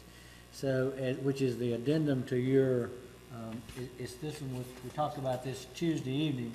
This is the spreadsheet that lists all the books that were submitted to Tennessee, if you remember that one. And the ones that we've adopted, or the ones that we're recommending for adoption, have the red labeling there. So the motion is to approve textbook adoption report ED 5099 and the certificate of adoption report ED 2153 as presented. So moved. Second. Got a motion by Mr. Nipper and a second by Mr. Eakes. Any further discussion on this? There's been a lot of discussion about this. The community has shared thoughts. Some of the analysis that the community has shared, as I've read through it, includes references that say that there are subtle references in this chapter, or the phrasing in this chapter insinuates, or this chapter or this section suggests a perspective. It's hard to reconcile those type of statements with a textbook that is supposed to give us facts. I agree with the community that there seems to be a suggestion, there seems to be insinuation present. It bothers me as well. However, we need textbooks for our students, and these are the ones we have to choose from. Anybody else? All in favor of the motion, say aye. Aye. Any opposed? Motion passes. B. B is textbooks adoption for books not on the state list, ED Form 5196, local adoption of textbooks not on contract. And I've mentioned this before, there's a number of subjects the state does not put through because there's not a general offering, and that tends to be AP courses, career and technical education courses that are specialty type courses. Very often the State Textbook Commission does not consider those. So that's some of those that's not on a state list, and the state did not vet them. And so the Instruction Department is requesting approval for local adoption of textbooks not on contract, not included in the official list of textbooks. Recommend approval. Motion for Rutherford County to request approval for local adoption of textbooks not on contract. The following books to be adopted for the next 6 years, including the rationale of the following. Number 1, Prentice Hall Psychology Advanced Placement, again, college text, plus AP Text Prep Workbook with My Psych Lab with Pearson eText 2015 edition. This book is for AP Psychology. And the rationale is that the 2012 edition is on the state list, but the 2015 edition will be available in May 2014. They gave us a preview of those changes in that book, which did take out some of the things that people were opposed of before. Number 2, Current Issues and Enduring Questions, 10th edition, Barnett and Badeau authors, Bedford, Freeman, and Worth publishers. This book is for contemporary issues. The rationale, there's no approved book for the course in the state official list of textbooks. So, well, I don't see the motion here, but the motion would be to approve the textbook not on adoption as presented. So moved. Got a motion by Mr. Blair and a second by Mr. Young.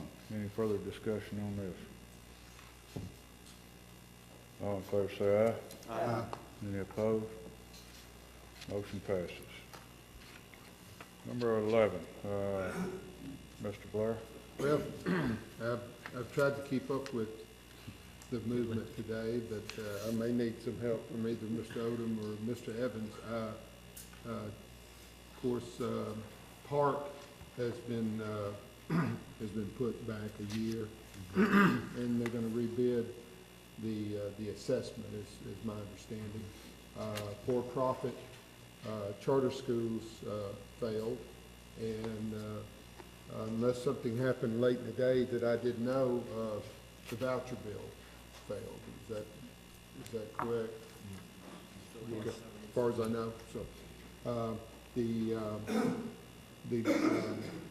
bus legislation, I think, was taken from 20 years down to 18, but up to 200,000 miles, but with regular inspection. So I think that's all I know at this point, unless someone else has gleaned something that I haven't. Okay. All right, Mr. Holliday, how about on the federal level? You have anything? I spoke with Marty West, who's in Senator Alexander's office and works on the education committee with him. And he was not as hopeful as what we heard in New Orleans about ESEA getting on the Senate calendar. So I do think that that's something in the state Senate campaign that can be raised to Senator Alexander, that we want to continue to assert ourselves and put pressure that the ESEA would get reauthorized in the U.S. Senate. So that's important. I also, because it leads into the next topic on our agenda, I checked into, and it is actually the Department of Agriculture who is coming with an extenuation of the school lunch program and their authority there to assert that no unhealthy snacks or anything that does not meet the school's nutritional standards can be a part of advertising anywhere on the school campus. And so that's something for us to consider as we continue to move forward around our athletic fields and things of that nature. I don't know if there's something there we can't advertise regular Coke, but we can advertise Coke Zero maybe, or something like that. But I'm sure that the staff will figure out the nuances, but we don't want to slip up there. All right, anybody else? That leads us into number 12, Mr. Odom. Number 12, under facilities, this is the Oakland High School football scoreboard. Oakland High School principal, Mr. Bill Spurlock, has requested permission to raise funds and install a new digital electronic sound system scoreboard at the Oakland High School football stadium. The overall size of the scoreboard is 26 feet 11 inches by 26 feet with audio, video display, sponsor panels, and score panels. Estimated cost of construction is $200,000 and will be funded through fundraisers by the Oakland End Zone football boosters at no cost to the Rutherford County School Board. Construction will start once a substantial portion of funds are raised. The motion you have this evening, and recommend approval, motion to approve fundraising and construction of a new digital electronic sound system scoreboard at the Oakland High School football field. Funds to purchase and construct the scoreboard will be raised by the Oakland End Zone boosters at no cost to the board. And Oakland High School, the Oakland End Zone boosters will be responsible for total maintenance and repair of the new scoreboard. And I think you have a guest here that may. Yeah, I did, as I told the board the other night, I spoke to John Jones, who is basically one of the kingpins behind this, and are you the president? Yes, Jim Dibble. Come on up, Mr. Dibble, and Mr. Jones said Mr. Dibble will be here, and You may want to put it on the screen again. The people at home can see it too. Mr. Dibble, we appreciate you coming, and We're going to have one on the screen for you to see too, so it comes through the TV and the people at home can see it. Okay. That's watching us. I basically, just to bring you up to date, I give them sort of a brief update the other night where I was able to attend your deal the other day, and that you're going to use a 5-year fundraising plan. Yes, sir. And to raise it, it'll be through advertising. So I'll let you add anything else you want. That pretty much sums it up. We're almost home as far as raising the dollars, the advertising dollars to pay for this thing, which has been quite an accomplishment through the community. They've really stepped up and moved forward with this thing. And like I say, it's going to add a lot to our stadium. And I just want, if y'all have any questions, I'll be glad to try to answer them. If y'all can think of anything off the top of your head, like I say, this is a mock-up, and it's pretty much, the bottom part of the scoreboard is going to be pretty much like what we have now, and then we're going to have the video board on top, and it is quite a bit bigger, but other than that, it's, you know, just a scoreboard. You guys. In talking with John on that, the bottom part's got a 5-year warranty? Yes, sir. The scoreboard has a 5-year warranty, and the video board has a 1-year warranty. And talking with him last night, we're talking about, as these warranties run out, setting a fund aside from the Booster Club to help maintain this thing between $5,000 and $10,000. Daktronics is the manufacturer and installer that we're dealing with. They make the whole thing at their place. It all comes from one place. That was one reason we wanted to deal with them. This is what they do, and they seem like they're going to be really good to work with. Now, John, I talked to John, and I believe you were there. John mentioned something about they'll rebuild your parts. Yes, sir. They do it all as far as repair and maintenance. If lightning was to hit this thing, it probably won't. That video board's made up of small modules, 8x12 modules that come together and make a big HD type screen. And so if lightning was to hit the thing, it's very improbable that the whole thing would be knocked out. It's made up of components like other things that we deal with. So, you know, you might have a small component anywhere from $200 to $2,500 is what we're looking at on those type things. So it's not like any major expense that, you know, would be a big problem that we couldn't handle. Anybody got any questions?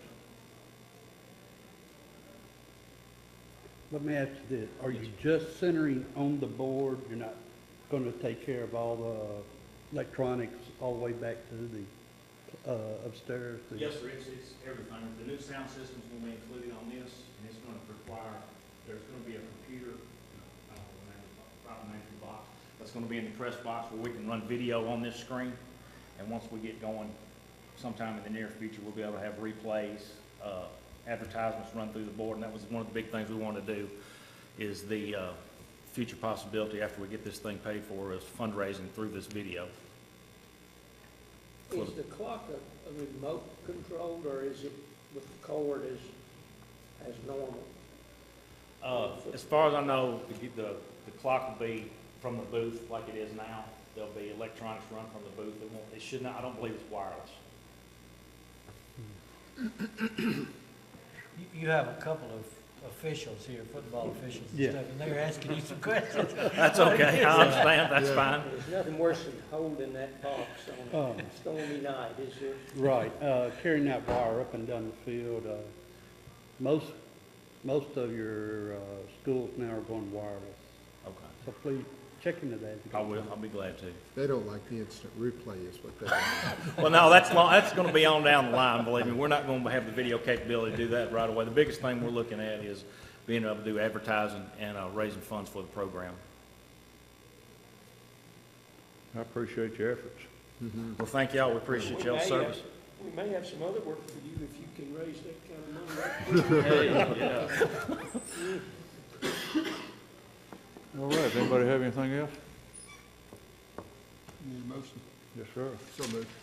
Second. Thank you, gentlemen. Thank you. Got a motion by Mr. Blair and a second by Mr. Nippert. Any further discussion on this? Only the board's appreciation for members of the community who step up in this way, both civic and businesses, and of course our parents. We expressed that Tuesday night, how remarkable it is, not just at Oakland High School, but across the county, of all of the people in the community who are invested. Anybody else? All in favor of the motion, say aye. Aye. Any opposed? Motion passes. 13, we've got several budget amendments. We're at the time of year that Mr. Sandvik starts cleaning up. We have to make budget amendments before the end of the year, so that's what these are. Number A, general purpose school career ladder and extended contract. This amendment reduces by $145,654 both the budgeted revenue and the related expenditures for the state's career ladder and extended contract programs. The state has been slowly reducing the funding for extended contract payments for teachers for several years. As more teachers who are in the state's career ladder retire, this revenue and related expense stream drops from year to year. These are all state funds, no local funds in this. Recommend approval. Motion to amend the general purpose school fund budget by reducing $145,654 in state revenues for the career ladder account 46610 and extended contract programs account 46612, and reducing budgeted expenditures by the same $145,654 as presented. So moved. Second. Got a motion by Mr. Holliday and a second by Mr. Eakes. Any further discussion? All in favor say aye. Aye. Any opposed? Motion passes. B. B is general purpose school. This is certified staff. This amendment reallocates $391,265 in already budgeted teacher pay and related benefits of $38,019 for a total of $429,284. These changes are due to staff changes and reassignments made since the budget was originally prepared last spring. This amendment includes no new expenditures or positions.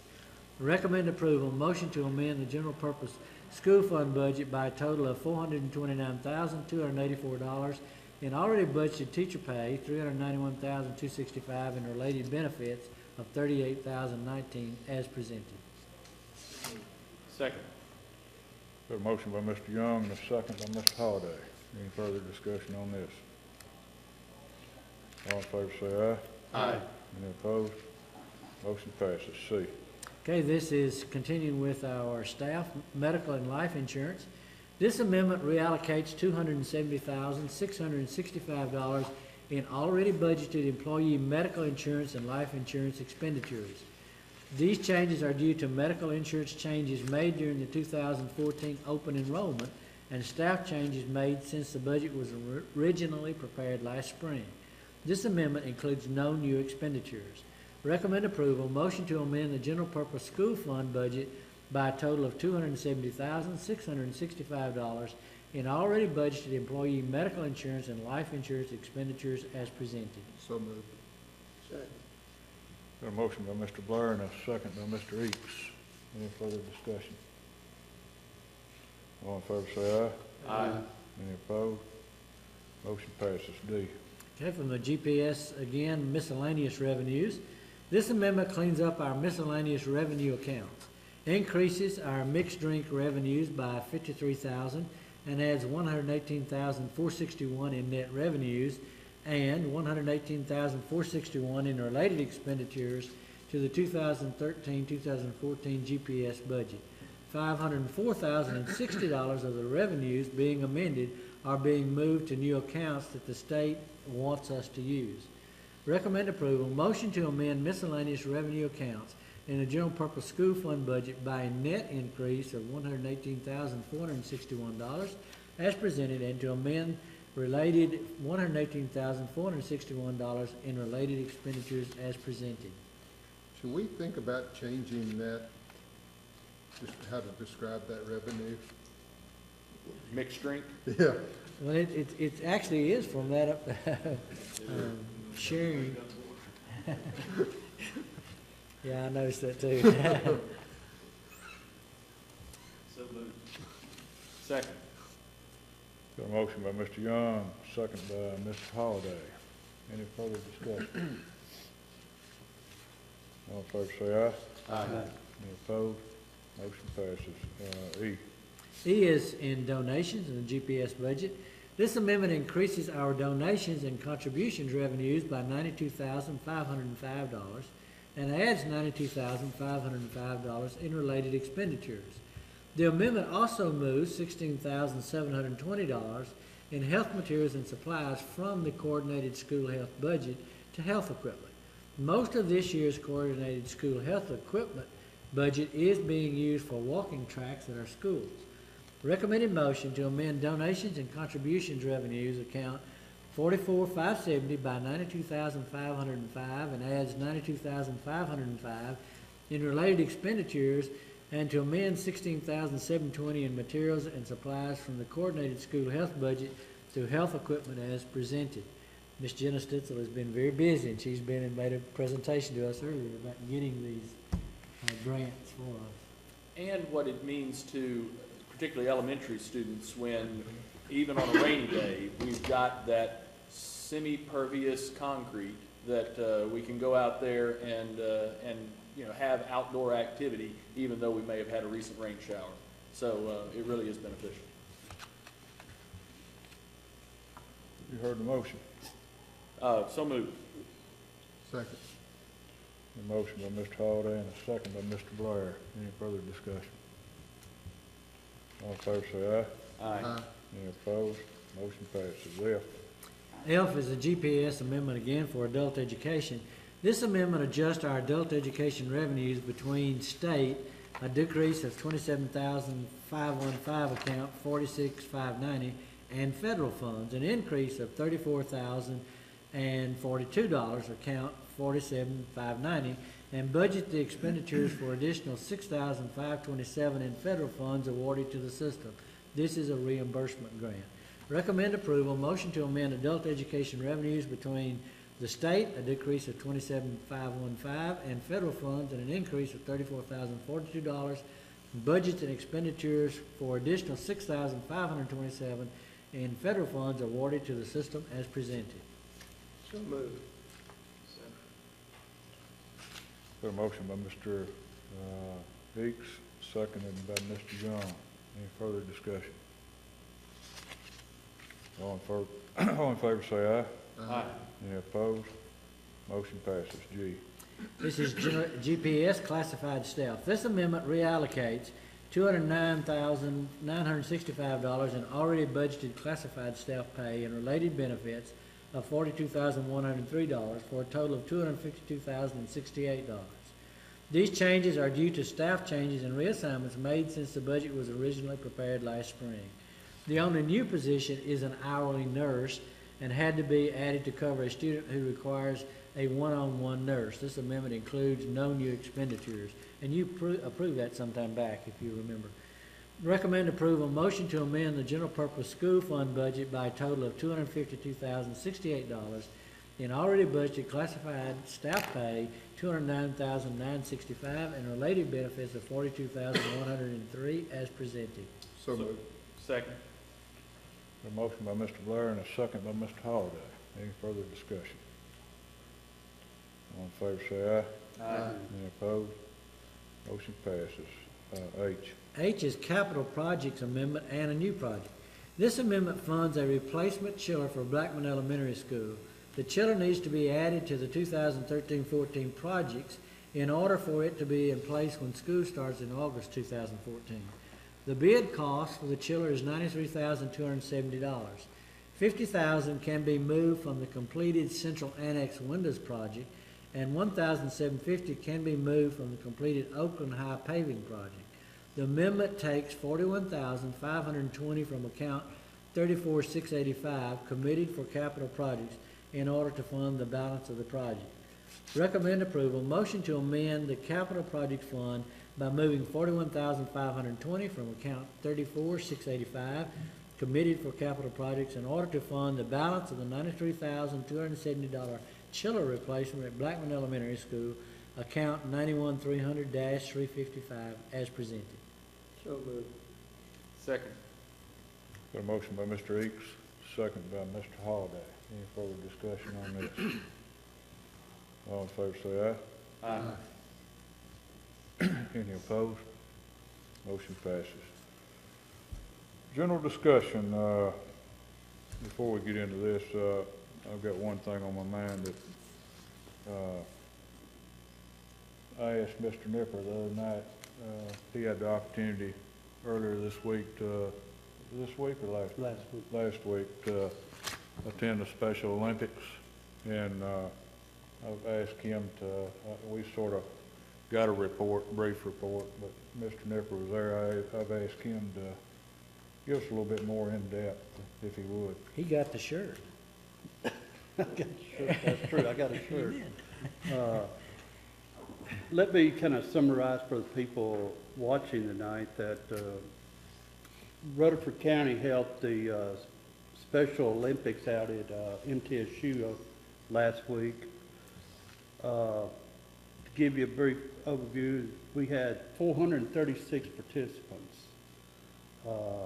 Athletes from 31 Rutherford County schools, including all 7 of our high schools, attended. We had 3 city schools, Murfreesboro City Schools, 2 adult development centers, and 2 independent groups come together to do track and field. As I was walking around, some of them were trying to do shot put or just throw a ball. But each participant, each kid that either ran the track or participated in some game, every one of them, the winners and the losers, had big smiles on their face. That was what I took away the most, that it didn't matter if you won or lost. It was just the fact that they were all together, they were having fun. The teachers were having so much fun because they were out of the class for the day. But most of all, they were having a good time working with these children. And it was so humbling, really, to see how these people had the patience and the time to work with disadvantaged kids. But it also made me feel good that we have a school system that works with the kids, because let me see what Mr. Stake said, who works with the Special Olympics of Tennessee. He said that he believes that the event we had was the largest local track and field meet in the state.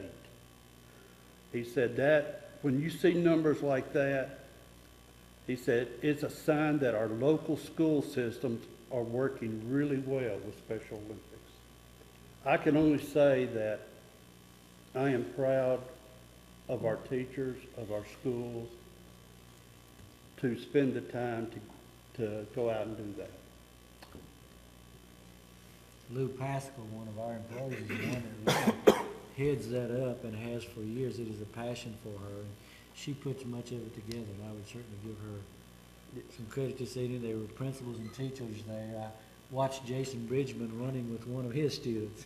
I encourage you as he went down the track and ran in front of us. So it was really encouraging. Mr. Odom, correct me if I'm wrong, but I believe that most of our middle schools and high schools use other students to assist in those classrooms, and they'll be there as well. And they make long-lasting friendships. They really bond well. The love, appreciation that you see develop between the student who goes to the classroom as part of his education, his or her education, and the student who comes to the classroom to participate as a volunteer. It's really a touching thing. I know we were allowed to experience that through my granddaughter while she was both at Central Middle then and Siegel High School. So it's a very rewarding program, and we do have one of the very best programs. And you know, it also goes on up to MTSU. There were several students who ran the games, held the tapes, did all that. Those MTSU students need to be thanked also for their participation. Anybody else? I've got 3 or 4 items here, so, Mr. Blair. Well, the mentality on the Hill this year certainly was about change. And I just continue to get the feeling that our legislators have decided that they want to be masters of our destiny. And with the controversy swirling around Common Core and Park, And we're in, I guess this is our 4th year of Common Core training, is that correct? If, if the General Assembly decides that they want to rewrite the standards, you know, that we start all over again, what does that do to us, you know, with us being in our 4th year of Common Core? It's the 4th year for our K-2 teachers, and some of the schools, especially our more active elementary schools, this is their 5th year because they started in kindergarten a year early, because they wanted to not have a single student in 5th grade this coming year that had not had full Common Core instruction since they've always lived there. What does it do to us? It's kind of equivalent to just walking out in the middle of a very muddy pond and then walking out of the pond. Okay. Yep. All of these issues that we have confronted this year will certainly be back up in the forefront next year, so they're certainly not going to go away. I'll just add on to that. I think all of us are strong proponents for public education, and a lot of these issues we've dealt with that have given us a lot of heartburn this session deal with public education.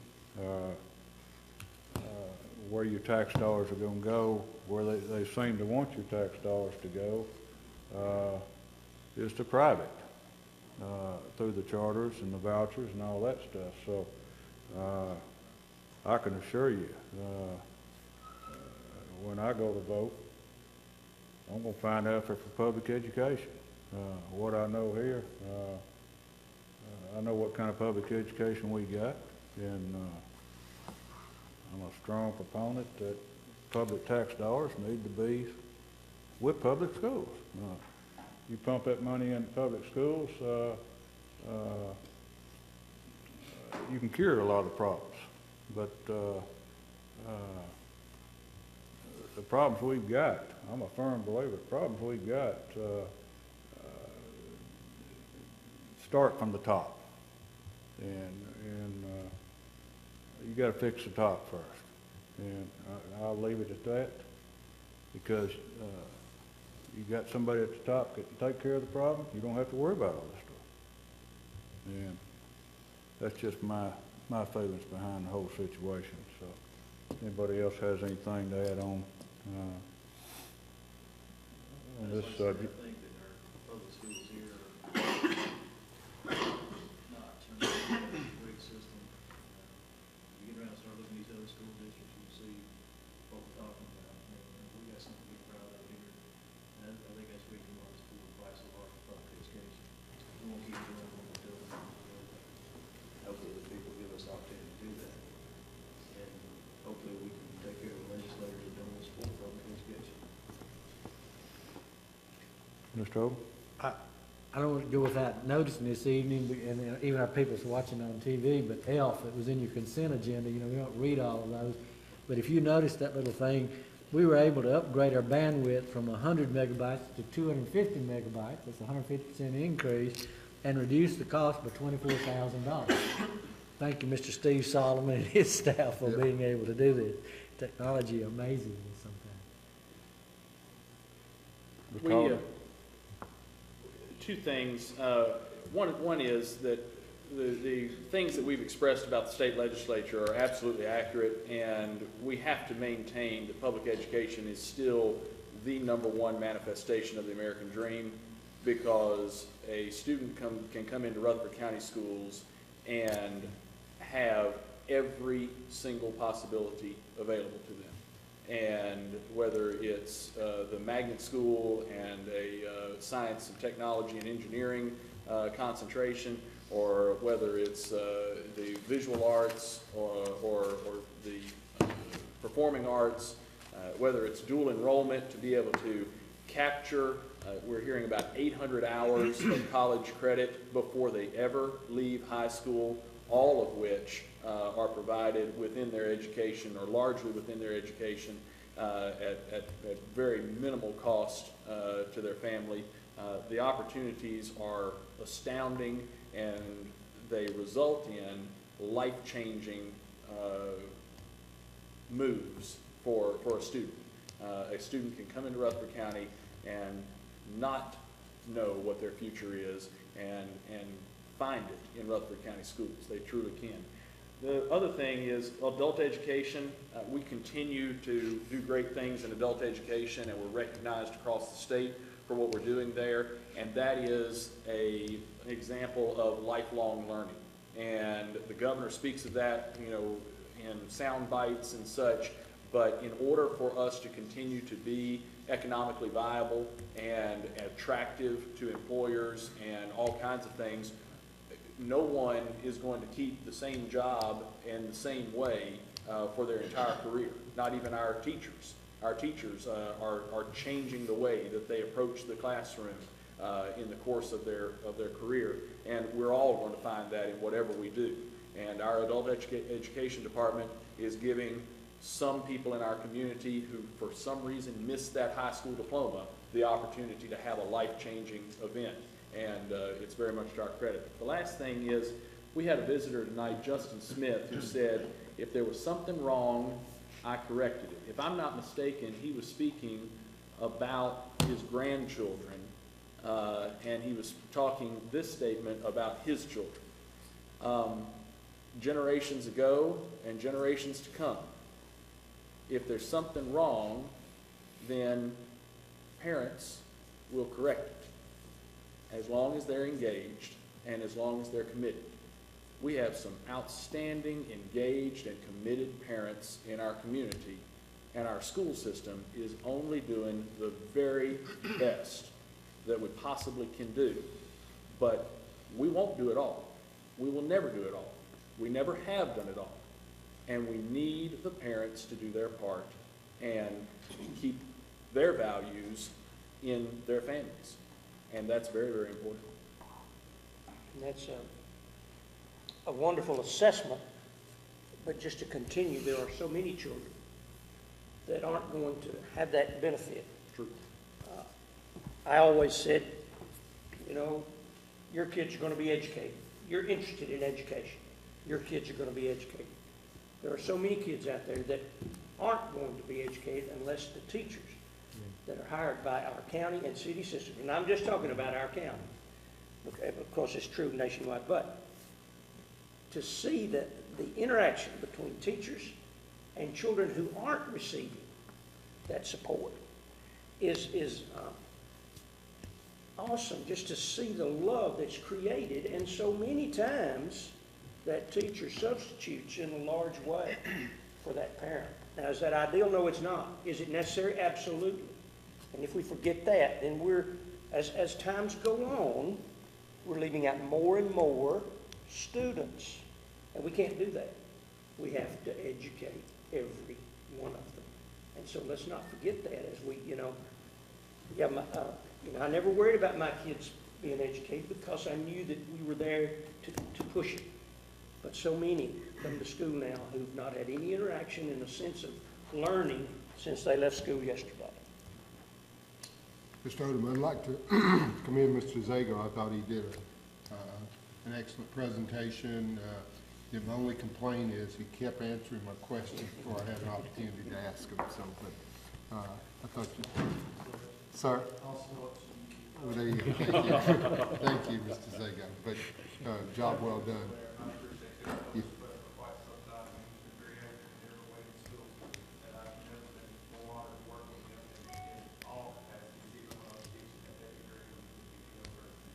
thank you. I enjoyed being Mr. Odom's PTO president for several years. I've got a couple other items here. Most of you noticed yesterday, I believe, Coach Hibden out at Blackman Girls was Coach of the Year. National Coach of the Year, which is a great honor. And I believe the basketball team was number one. Is that number one in the nation? Recognized by Max Preps. Correct. And I know we had both of those here at last meeting, I guess. So it's a shame we didn't know this at that time, but we will just say publicly We're very proud of them, and congratulations to them. Very much so. The next thing I'd like the board to think about, I'm sure Ms. Michaels will get with everyone, is about the graduations. Correct. I'll give it to you next. Be thinking about those, because they'll be right around the corner. I think everybody got notice on the board change that work sessions at 4, the board meetings at 4:30, so we can get over to whoever's going to that particular graduation that night. So, last thing I've got, next meeting, next Wednesday, 5:30, budget meeting. Anybody have anything else? Well, Mr. Odom, you had something, I think, last week from a parent about where we're having to have the graduations because of the renovation at MTSU. Have our high schools, have they sent out a student messenger to kind of explain this so that all parents understand there's just no place in Rutherford County to have it? I did respond back to the lady that sent an email, and she said, I understand what you're saying, but I'll tell you, as the principals, they agonized over this, formed committees, came back over 2 or 3 months. We'd like to have it at MTSU and all. One of the things that we know simply from MTSU, that seats a little better than 11,000. And I can say I'd see 7,000 or 8,000 there many times. If people weren't sitting behind, the stage, but they were all the way up in the top bleachers around other parts of it. So people say, why do you have it on your football field? Well, we seat about 4,000 on our football field, and part of those are on the visitor side, which would be behind the graduation. So how do you deal with, and what are you going to do if you have 7,000 come and do that? They looked at the ag place, where a horse show place out on Thompson Lane. That only seated about 4,500 at Miller Coliseum, isn't it? That was about 4,500. The churches, the largest in town, are nowhere near that. Our options just kept disappearing, really, to do it. So wasn't our desire, not something we wanted to do, but we felt the students that were graduating deserved the honor and the time to have a place that they could invite. We graduate about 500 or so in some of these high schools, and they bring from at least 10 to 12 with them. Plus, some kids like to see their friends at another school graduate. So that's how you get to that 6,000 or 7,000. And had we had it in another place here, we would have had to put tickets out, and you can only invite X number. I mean, that's exactly where you would have been. And the principals in there worrying about it and concerned did not want to do that. They wanted for it to be open for all the family and people to come, and that's what led to it. All right. Anything else? Nothing else. We're adjourned. See everyone next Wednesday.